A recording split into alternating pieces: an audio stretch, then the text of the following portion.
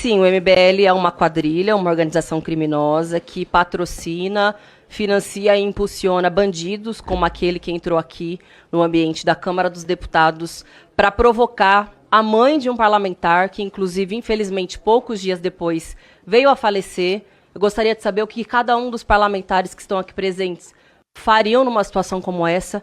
Não vou perguntar para aqueles que têm moral de chiqueiro, que eu tenho certeza que nem a própria mãe teria condição de fazer uma defesa digna.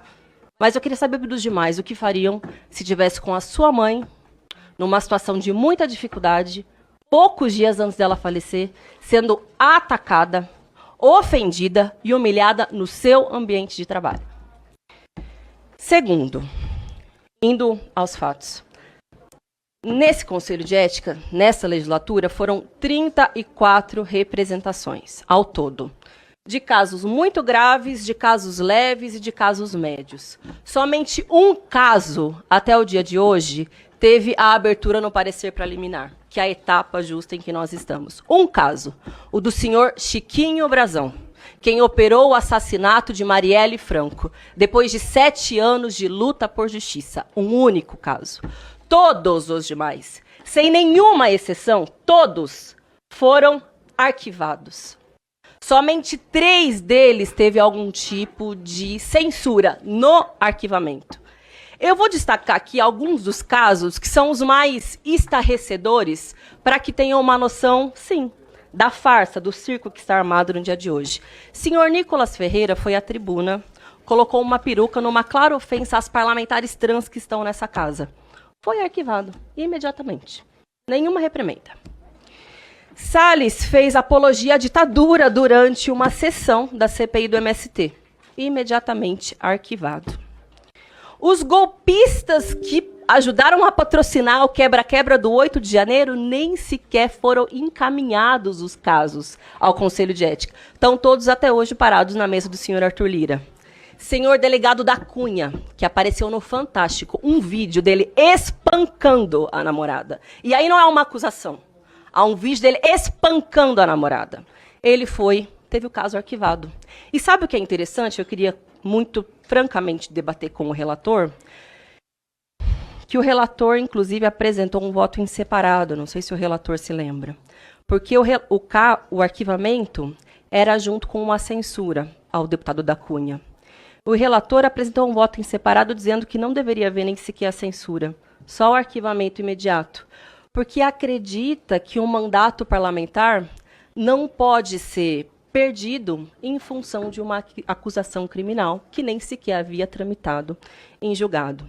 Então, veja, citei aqui alguns casos em que o voto dos colegas que estão aqui presentes, inclusive, foi pelo arquivamento, que são flagrantemente graves e que nada aconteceu. Por que esse caso é diferente? Um deputado pode alegar que é porque não gostam do comportamento do deputado Glauber. Porque isso ofende, isso, né, traz um desconforto para as pessoas.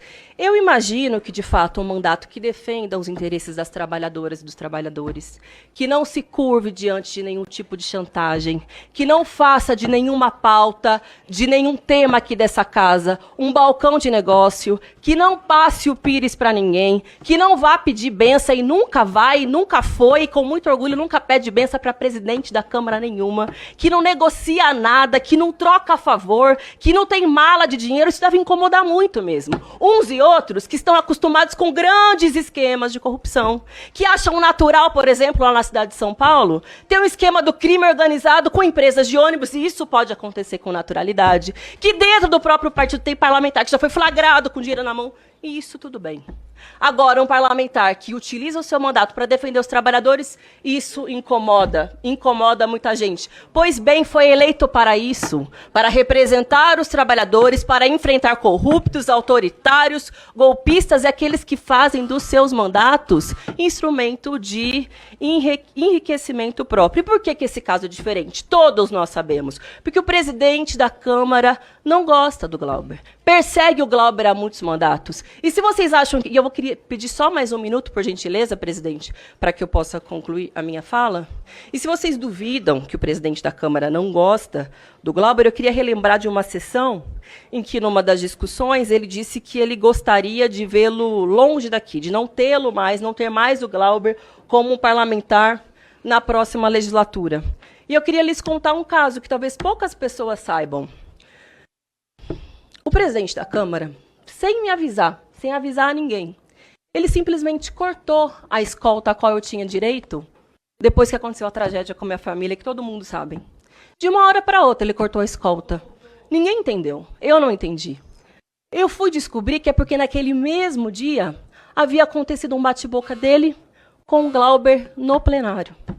A minha assessoria foi conversar com a mesa diretora para tentar entender por que isso tinha acontecido, e até hoje eu não tenho nenhuma resposta.